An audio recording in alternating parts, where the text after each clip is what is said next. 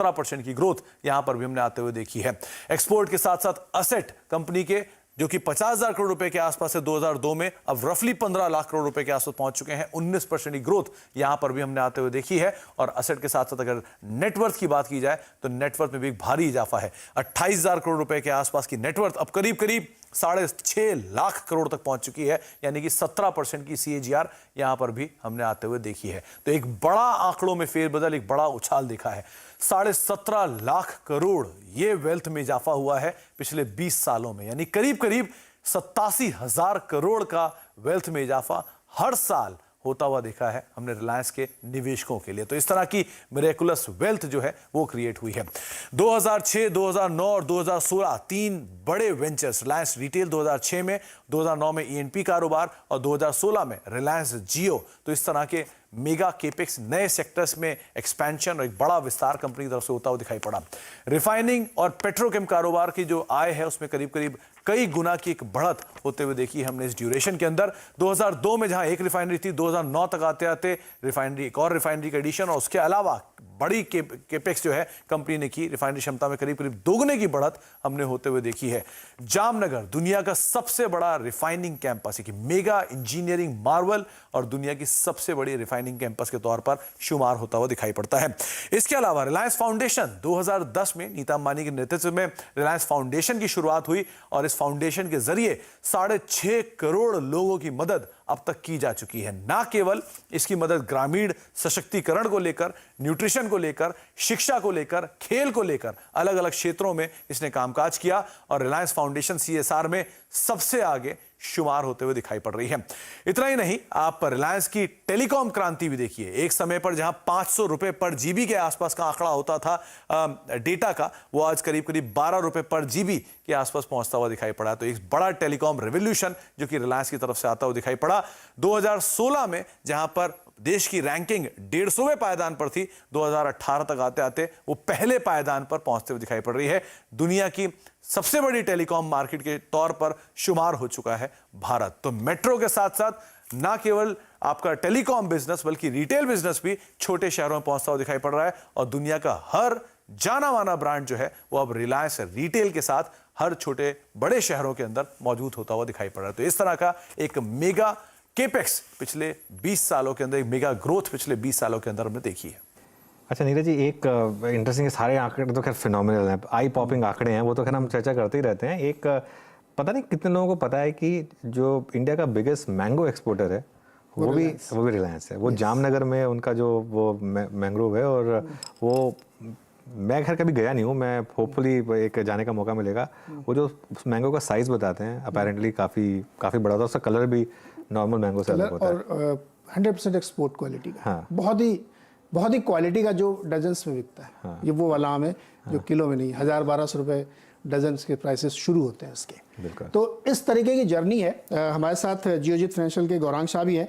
Gaurang sir, 20 साल का सफ़र और 18 से 20% के CAGR हर फ्रंट में, चाहे प्रॉफिट में देखिए, रेवेन्यू में देखिए, एसेट में देखिए, नेटवर्थ में देखिए, कमाई में देखिए, या 87,000 करोड़ हर साल वेल्थ क्रिएट किए निवेशकों की। कैसे देखते हैं आप इस सफर को रिलायंस के? पहले तो आपका और अनुज भाई का बहुत बहुत शुक्रिया इस मंच पर आमंत्रित करने के लिए, और आप सभी को शुभ दिन हमारे तरफ से। तो इस कंपनी के इतिहास के साथ साथ हमारी कंपनी का भी एक इतिहास रहा है, जहां पर हम काफी लंबे समय से खरीदारी की राय दे रहे हैं। और मुझे वो दिन भी याद है जब दोनों भाइयों के बीच विभाजन हुआ था। उस दिन एक स्पेशल ट्रेडिंग सेशन हुआ था मूल्यांकन को सुनिश्चित करने के लिए। और नीरज भाई, ये रिलायंस इंडस्ट्रीज ने अपने लिए ही इतिहास नहीं बनाया है, लेकिन हर एक उस निवेशक के लिए एक इतिहास बनाया है जिन्होंने, इस कंपनी ने काफी लंबे समय से निवेश किया था और अपना निवेश बना करके रखे हैं। और अभी अभी जब आप बात कर रहे थे अनुज भाई से, और जो आप बातें बता रहे थे AGM को लेकर के, तो मुझे भी एक दो अवसर मिला था जहां पर ऐसी कुछ चीजें मुझे भी सुनने को मिली। और आज भी, क्योंकि हम ब्रोकरेज फर्म में काम करते हैं, हमारे पास काफी सारे डीमैट अकाउंट है, और जब भी पोर्टफोलियो रिव्यू के लिए मेरे पास आता है तो एक नाम वहां पर होता ही होता है, वो है रिलायंस इंडस्ट्रीज का शेयर उस पोर्टफोलियो में शामिल होता है। और मेरा मानना है कि जिस तरीके से कप्तानी माननीय चेयरमैन साहब श्रीमान मुकेश अंबानी जी ने संभाली, सूझबूझ समझ वाली रणनीति को साथ में लेते हुए कंपनी को आगे बढ़ाया है, और उसी के कारण इस तरीके की पूंजी काफी सक्षम रूप से सफलता मिली है इनको। और मुझे लग रहा है कि इतिहास और भी बनाना बाकी है रिलायंस इंडस्ट्रीज के लिए, जिस तरीके से वो नए कारोबार में उतर रहे हैं और निवेश कर रहे हैं। बिल्कुल अनुज, नंबर्स की हम लोगों ने बात की, इसको आप देख के सोच सकते हैं कि 20 साल तक इस ग्रोथ को मेंटेन करना, हम लोग क्या पिताजी कहते थे फर्स्ट क्लास आना बड़ी बात नहीं है, लगातार आ सकते हो क्या, तो वो एक चैलेंज होता था कि आपको वो पेस मेंटेन रखना है। और इस कंपनी ने 20 इयर्स तक वो पेस मेंटेन। और एक चीज़ मैं आपको बताऊंगा नीरज जी, ये करीब 10 या 11 साल पहले की बात है, और मैं एक बहुत ही बड़े मार्केट एक्सपर्ट से बात कर रहा था, नाम नहीं लूँगा। उन्होंने एक चीज़ बोली थी कि मेरा रिलायंस के लिए सिर्फ एक क्रिटिसिज्म रहेगा कि धीरू भाई जी के जाने के बाद किसी बिजनेस में इन्होंने पैसा नहीं बनाया, और मुकेश अंबानी ने वो चेंज किया है मेरे ख्याल से। जो एक कहा जाता था कि कंज्यूमर बिजनेस में ये कभी पैसा नहीं बना सकते, लेकिन जियो में, रिटेल में, दोनों में ज़बरदस्त प्रॉफिटेबिलिटी दिखाई है इन्होंने। एक लीडरशिप पोजीशन विद प्रॉफिटेबिलिटी, वो इम्पॉर्टेंट है। मतलब एक तो होता है कि डेटा का आपने रेट कम किया, सबके लिए आपने अवेलेबल कराया, लेकिन एट द सेम टाइम उसको प्रॉफिटेबल भी रखा। ऐसा नहीं है कि उसमें प्रॉफिट नहीं आ रहा है, उसको प्रॉफिटेबल भी रखा। ये एक बहुत बड़ी बात है।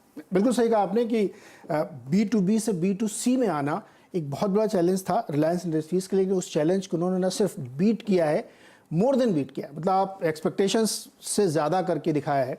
तो ये तो 20 साल की एक कहानी है जो हमारे सामने है, और इसीलिए जब नई पीढ़ी इस कारोबार को अब संभालने वाली है, संभाल रही है, उनके बेटे अब चेयरमैन बन गए हैं, तो यहाँ से आगे भी बिजनेस की यही ग्रोथ दिखेगी। इस पर भी हम चर्चा करेंगे कुछ और नंबर्स के साथ, गौरांग साहब से पूछेंगे एक छोटे से ब्रेक के बाद।